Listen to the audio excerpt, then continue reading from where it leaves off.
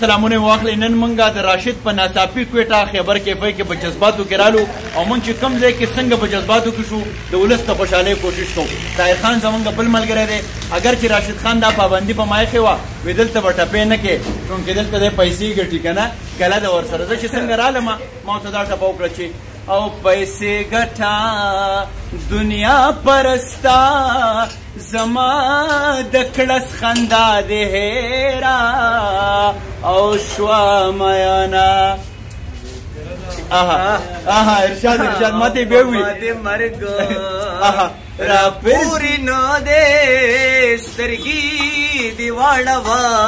سوره دې کړما او ناز بده ز کړم چې مینم مور دې میرا دستا بس ویسی نازونا او سترګي داستا سترګي زما دي ماتا تکل دو یارې ویلی دینا او پر دې وطن دې ماسخو تندې د پار هرونو نا سندره او جوړاو ما او ځکه نه روزه تکې نه کلکی جانان زما کی کزو تکار کو شو بیا دې تورې خورې شینا او پنی مشپا کې برا پاسما پنی مشپا کې باخره درتا کوما او زما د عمر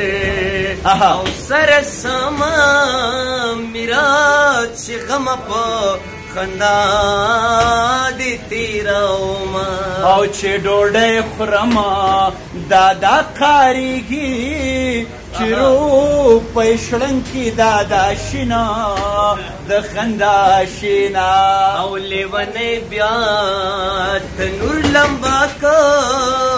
د ډوډۍ ټپې سوار لسم کلیتا زینا او څنګه چې وما هغه سینې ما اوس په لکړه د تنور خواته ورځما روړه دیدن روړه جارو کړې مې دا لاندې رو باران دې مزرانه مزستا دیدن زمار ماندې رو باران باران دې رو باران دې رو باران دې رو باران دې چار ګل د جنې ورته چار ګل د جنې ورته دیو بلا ګرځوما پانې لټوم په بڼو پانې لټوما پانې لټوم په بڼو پانې لټوما او کله ویم کله بنېما چې بیخي نه یم بیا به وکړي ارمانونه دا لیونه ګرځا او په چمکي ګرځه چې ډاډا در باندې یما دا لیونه ګرځا او لیونی ټوکونستا سر لوهما او خبر میں کلا کلا اخلا او اے مرس چوگت چی اکثر تی سڑے مرینا پا ما کانے دا کک نسوشوے او پا میرو ڈکی ٹولا امزان پیسی زما او زما دزڑو نا کار رنزا او ندی داروشت ندی حال ویل شما او زما دا عمر سر سما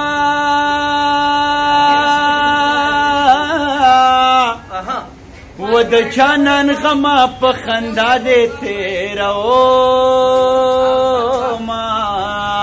تا وینم زم سبا براشم او راشم او میاشتې دې تیرې کړې کلونه دې شمارما او د جنو میرې واد کړنو واد کړه اوس به په نیمه شپه کې څوک وهي تمبلونه خندا د هر چا سره خوند کړي او زما د یار خندا مزیق.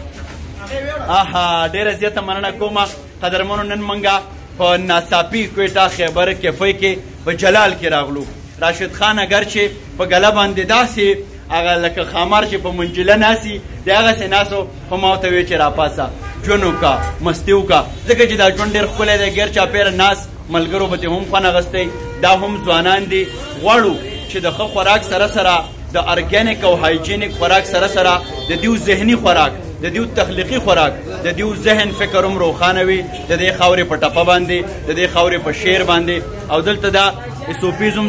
لګولی شوي دي.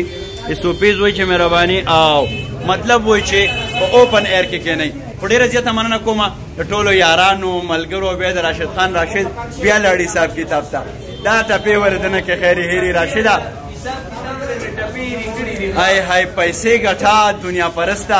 زما د کړس خندا دې هیره شو مینه. خوشحاله او بریالي راته اوسئ. وخت تر وخته به دا سلسلې هم تر تاسو در رسو. د لوی الله په امان.